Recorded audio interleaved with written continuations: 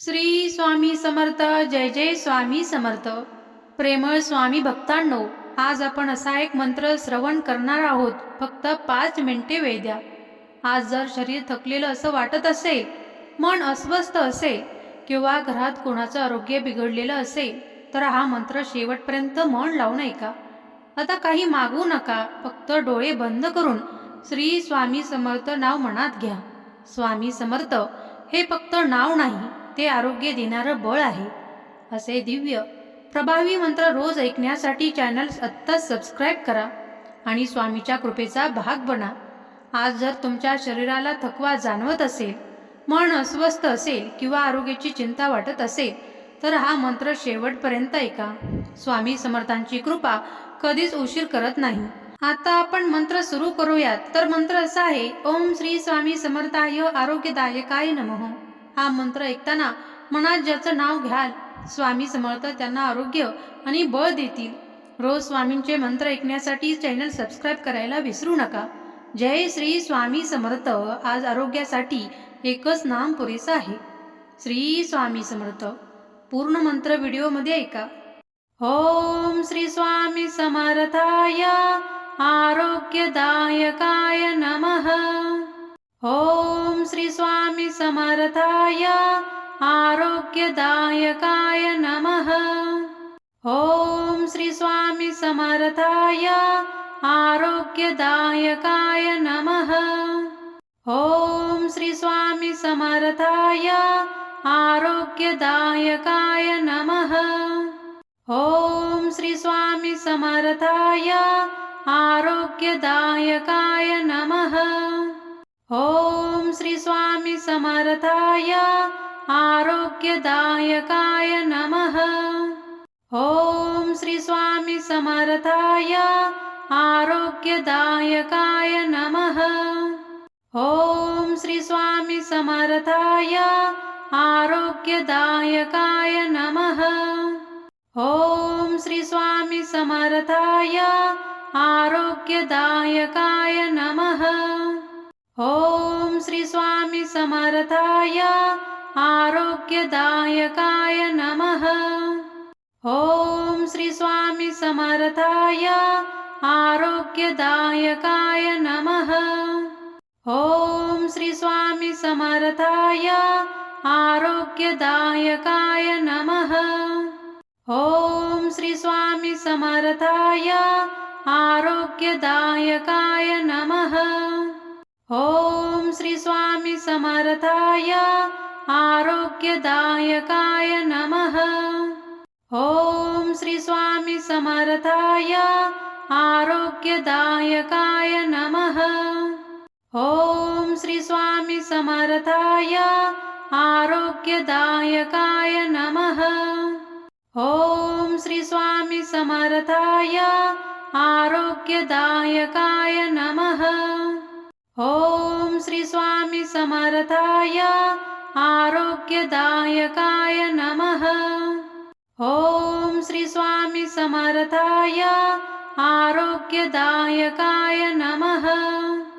ओम श्री स्वामी समर्थाय आरोग्यदायकाय नमः.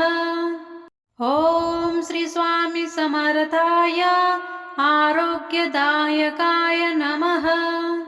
ओम श्री स्वामी समर्थाय आरोग्यदायकाय नमः. ओम श्री स्वामी समर्थाय आरोग्यदायकाय नमः. ओम श्री स्वामी समर्थाय आरोग्यदायकाय नमः. ओम श्री स्वामी समर्थाय आरोग्यदायकाय नमः. ओम श्री स्वामी समर्थाय आरोग्यदायकाय नमः. ओम श्री स्वामी समर्थाय आरोग्यदायकाय नमः. ओम श्री स्वामी समर्थाय आरोग्यदायकाय नमः. ओम श्री स्वामी समर्थाय आरोग्यदायकाय नमः. ओम श्री स्वामी समर्थाय आरोग्यदायकाय नमः. श्री स्वामी समर्थाय आरोग्यदायकाय नमः। ओम श्री स्वामी समर्थाय आरोग्यदायकाय नमः। ओम श्री स्वामी समर्थाय आरोग्यदायकाय नमः। ओम श्री स्वामी समर्थाय आरोग्यदायकाय नमः। ओम श्री स्वामी समर्थाय आरोग्यदायकाय नमः। ओम श्री स्वामी समर्थाय आरोग्यदायकाय नमः। ओम श्री स्वामी समर्थाय आरोग्यदायकाय नमः। ओम श्री स्वामी समर्थाय आरोग्यदायकाय नमः। ओम श्री स्वामी समर्थाय आरोग्यदायकाय नमः। ओम श्री स्वामी समर्थाय आरोग्यदायकाय नमः। ओम श्री स्वामी समर्थाय आरोग्यदायकाय नमः। ओम श्री स्वामी समर्थाय आरोग्यदायकाय नमः। ओम श्री स्वामी समर्थाय आरोग्यदायकाय नमः। ओम श्री स्वामी समर्थाय आरोग्यदायकाय नमः। ओम श्री स्वामी समर्थाय आरोग्यदायकाय नमः। ओम श्री स्वामी समर्थाय आरोग्यदायकाय नमः। ओम श्री स्वामी समर्थाय आरोग्यदायकाय नमः। ओम श्री स्वामी समर्थाय आरोग्यदायकाय नमः। ओम श्री स्वामी समर्थाय आरोग्यदायकाय नमः। ओम श्री स्वामी समर्थाय आरोग्यदायकाय नमः। ओम श्री स्वामी समर्थाय आरोग्यदायकाय नमः। ओम श्री स्वामी समर्थाय आरोग्यदायकाय नमः। ओम श्री स्वामी समर्थाय आरोग्यदायकाय नमः। ओम श्री स्वामी समर्थाय आरोग्यदायकाय नमः। ओम श्री स्वामी समर्थाय आरोग्यदायकाय नमः। ओम श्री स्वामी समर्थाय आरोग्यदायकाय नमः। ओम श्री स्वामी समर्थाय आरोग्यदायकाय नमः। ओम श्री स्वामी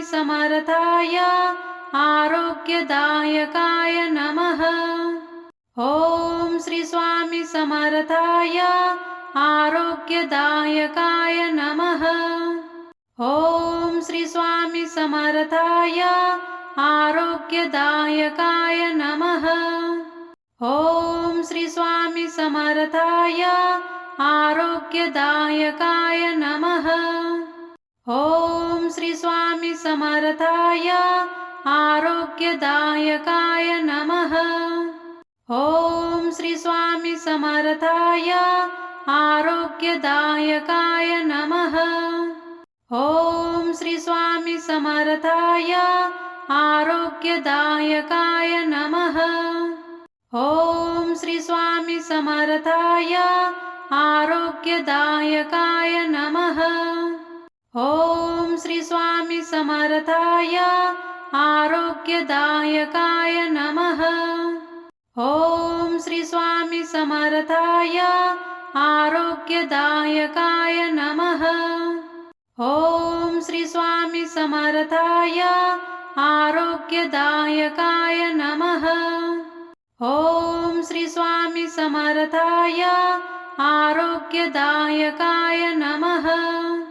ओम श्री स्वामी समर्थाय आरोग्यदायकाय नमः। ओम श्री स्वामी समर्थाय आरोग्यदायकाय नमः।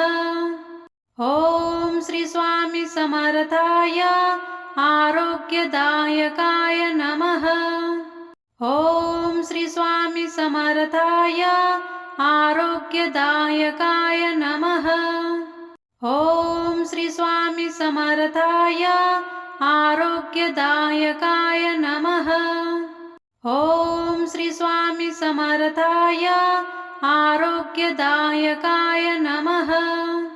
ओम श्री स्वामी समर्थाय आरोग्यदायकाय नमः।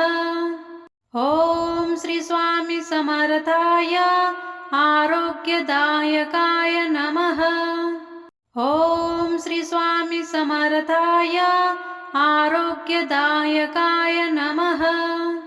ओम श्री स्वामी समर्थाय आरोग्यदायकाय नमः।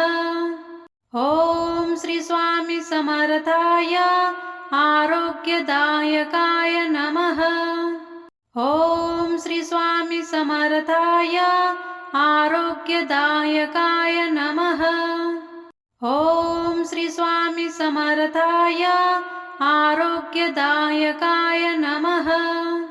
ओम श्री स्वामी समर्थाय आरोग्यदायकाय नमः। ओम श्री स्वामी समर्थाय आरोग्यदायकाय नमः। ओम श्री स्वामी समर्थाय आरोग्यदायकाय नमः। ओम श्री स्वामी समर्थाय आरोग्यदायकाय नमः। ओम श्री स्वामी समर्थाय आरोग्यदायकाय नमः। ओम श्री स्वामी समर्थाय आरोग्यदायकाय नमः। ओम श्री स्वामी समर्थाय आरोग्यदायकाय नमः। ओम श्री स्वामी समर्थाय आरोग्यदायकाय नमः। ओम श्री स्वामी समर्थाय आरोग्यदायकाय नमः। ओम श्री स्वामी समर्थाय आरोग्यदायकाय नमः। ओम श्री स्वामी समर्थाय आरोग्यदायकाय नमः। ओम श्री स्वामी समर्थाय आरोग्यदायकाय नमः। ओम श्री स्वामी समर्थाय आरोग्यदायकाय नमः। ओम श्री स्वामी समर्थाय आरोग्यदायकाय नमः। ओम श्री स्वामी समर्थाय आरोग्यदायकाय नमः। ओम श्री स्वामी समर्थाय आरोग्यदायकाय नमः। ओम श्री स्वामी समर्थाय आरोग्यदायकाय नमः। ओम श्री स्वामी समर्थाय आरोग्यदायकाय नमः। ओम श्री स्वामी समर्थाय आरोग्यदायकाय नमः। ओम श्री स्वामी समर्थाय आरोग्यदायकाय नमः।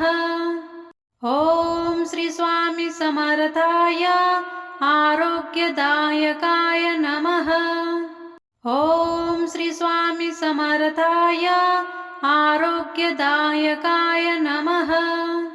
ओम श्री स्वामी समर्थाय आरोग्यदायकाय नमः। ओम श्री स्वामी समर्थाय आरोग्यदायकाय नमः।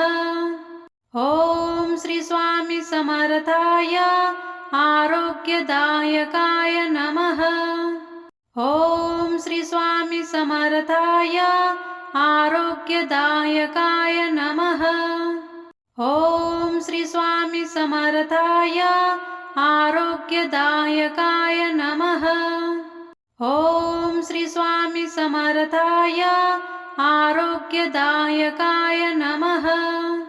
ओम श्री स्वामी समर्थाय आरोग्यदायकाय नमः। ओम श्री स्वामी समर्थाय आरोग्यदायकाय नमः।